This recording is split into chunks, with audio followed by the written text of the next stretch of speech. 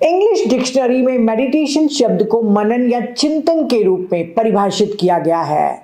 संस्कृत, तिब्बती, चीनी और जापानी भाषाओं में ध्यान शब्द का इस्तेमाल बहुत ही खास तरीके से किया गया है। इसका अर्थ है मन को डिस्टर्बिंग थॉट से मुक्त करना, क्योंकि एक आम आदमी को प्रत्येक दिन 60,000 से 70,000 विचार तक आते हैं। मेडिटेशन एक ऐसी टेक्निक है जो व्यर्थ के विचारों को कम करते जाती है और व्यक्ति को रियलिटी से अवगत कराती है। मेडिटेशन शब्द को अलग अलग देशों में विभिन्न शब्दों से उपयोग किया गया है, जैसे कि जापान में ज़ेन, चीन में चैन, भारत में ध्यान, बौद्ध परंपरा में भावना और तिब्बत में साधना आदि। पिछले 200 वर्षों में प्राचीन योग ग्रंथों से कई मेडिटेशन टेक्निक को लिया गया है और पुनर्जीवित किया गया है, और कई स्पिरिचुअल गुरुज द्वारा मन को शांत करने के लिए इनका प्रचार और प्रसार किया गया है। हिंदू फिलॉसफी में मेडिटेशन एक विशिष्ट अभ्यास है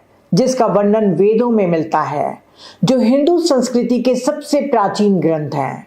ये अभ्यास दैनिक जीवन का हिस्सा थे और वैदिक युग में सभी को ज्ञात थे।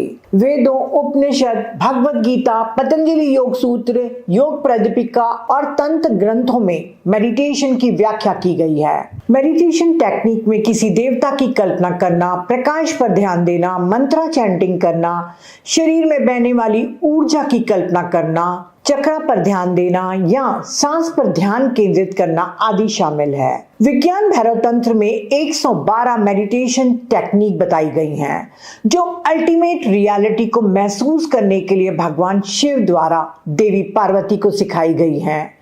वर्णित पहले 4 मेडिटेशन सांस के प्रति अवेयरनेस के आसपास केंद्रित हैं, पर 2600 वर्ष पूर्व ब्रेथ मेडिटेशन को प्रचलित कर मानव जाति को प्रदान करने का श्रेय भगवान बुद्ध को जाता है, जिन्होंने आनापानसति ध्यान के रूप में इसकी शुरुआत की, जो मन को शांत करने, गहन जागरूकता विकसित करने और अंततः मुक्ति का अनुभव करने की एक महत्वपूर्ण विधि के रूप में पेश किया।